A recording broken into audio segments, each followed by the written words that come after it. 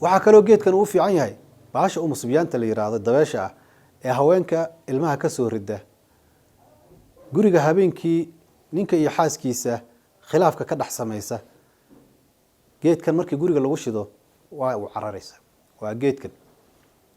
guriga way ka baxaysaa mana soo gali karto haday ku jirtayna way ka baxaysaa todobada qodob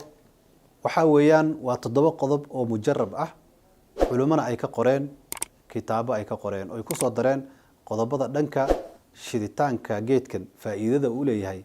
qofka bini aadamka ah qofka xanuunsan faa'iido uu leeyahay haddaba aan u imaano marka cudurradan loo yaqaan masiga sida sixirka xasidka iyo waxyaalaha la midka ah ayaguna waxa la leeyahay wuxuu daaweynayaa يعني علاج كل أنواع السحر أنواع السحر كأردن أيو جيت كن داوية حسد كي أيو ماشى كساريا شياطين تواوين مردة هي معركتين جريك قشوا أيو جريك كساريا من سوق لي كران إسلام مركز ملائكتي أيا جريك جليس وحولي هاي عرف ونكسن ريح ونكسن بولية سيدو كلا وحوس عذية هوين يدو إني أوريا لطور السلام عليكم ورحمة الله تعالى وبركاته بسم الله الرحمن الرحيم الحمد لله رب العالمين وبه نستعين على أمور الدنيا والدين وصلى اللهم على نبينا محمد وعلى آله وصحبه وسلم أيها الإخوة والأخوات إن شاء الله تعالى وحا هلكي نوغسي صعوده سو بندقدي آنو دي سو بندقيي يدها ديرتا فوائد كجرتو إيا داوين كودا waxaa caawa aanu ka hadlaynaa geedka la yiraahdo xarmalka oo aad arkaysaan mirihiisa qaabkan u yaalo waa miraha yaryarka ah asagoo powder oo diyaarsan oo maarta la isku diyaariyayna xarunta ayaad ka heli kartaan geedkaas faa'iidadiisa ayaanu insha Allah taala darsigeena ku sharaxi doonaa caawa geedkan saad ogtihiin ba dad badan waxa laga yaabaa inay u isticmaalaan cabitaan inay maaragta karkariyaan ay cabaan inay kaliya u isticmaalaan balse ashirkan marka wuxuu faa'iido gaar ah u leeyahay dadka geedkan dhadhankiisa oo qaraar ah markay arkaan ka cararo oonan isticmaalin ayuu ashirkan faa'iido gaar ah u leeyahay cabitaan kaliya ma ahan waxyaabaha geedkan daawadiisu ay ku jirto waxaa la sameeyaa guriga ayaa lagu shidaa maqribki ayaad guriga ku shidanaysaa daaqadaad xiraysaa waad ku shidaysaa haddaba shididaas maxay tahay faa'iidada uu u leeyahay qofka bini aadamka caafimaadkiisa gurigaad ku shidaysaa kaliya iskuma qiijinaysid oo iskuma maaragta waxaynaysid laakiin guriga baad ku shidaysaa waxaa halkaa ku jiro 7 faa'iido shiditaanka oo kaliya 7 faa'iido waxa kamid ah wuxuu yareeyaa walwalka iyo murugada xilligaas hadaad shidato xilliyadaas oo kale aad dareemi jirtay walwal iyo murugo hadaad dareemi jirtay oo geedkan shidato guriga ku shido waa uu ka zuulayaa idanka Ilaahay subhanahu wa ta'ala geedkan wuxuu sahlaa oo fududeeyaa qofka inuu hurdadiisa caadi ay noqoto hadii hurdo la'aan wahan jiray wuxuu ka qayb qaataa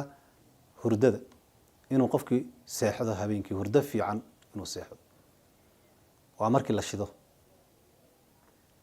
waxa ku jirto oo marka ka dhalanayso maado hurdada fududeynayso ayaa ka dhalanayso oo qofkii hurdo u keenayso wuxuu leeyahay caraf buu leeyahay shir wanaagsan buu leeyahay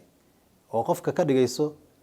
habi ka dhigayso deganaansho iyo maarta raaxo u dareemayo wuxuu hoos u dhigaa oo hagaajiyaa bareesharka dhiigga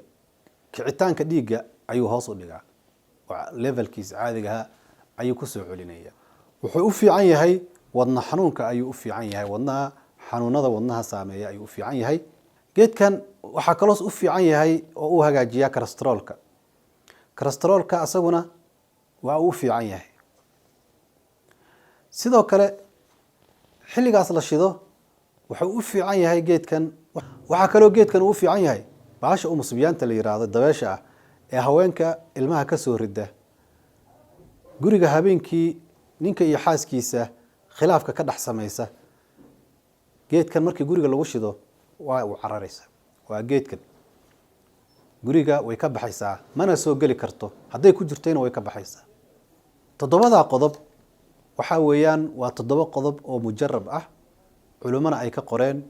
kitaabo ay ka qoreen, oo ay ku soo dareen qodobada dhanka shiditaanka geedkan faa'iidada uu leeyahay qofka bini aadamka ah, qofka xanuunsan faa'iido uu leeyahay. haddaba aan u imaana marka cuduradan loo yaqaano masiga sida sixirka, xasidka iyo waxyaalaha la midka ah, ayaguna waxaa la leeyahay wuxuu daaweynayaa yani cilaaju kulli anwaac sixir. anwaacda sixirka oo dhan ayuu geedkan daawo u yahay. xasidkii ayuu meesha ka saarayaa. shayaadiinta waaweyn ee maradada ah ee maaragtay guriga gasho ayuu guriga ka saarayaa, mana soo geli karaan. isla markaas malaa'igtii ayaa guriga galayso. wuxuu leeyahay caraf wanaagsan, riix wanaagsan buu leeyahay. sidoo kale wuxuu saacideeyaa haweeneydu inay uur yeelato, uur ay qaado ayuu ka saacidaa geedkan. insha allahu tacaala marka qaabkaas waa qaabka shiditaanka guriga lagu shido geedkan, faa'iidada uu leeyahay dad badan ka qarsoon weeye midaas.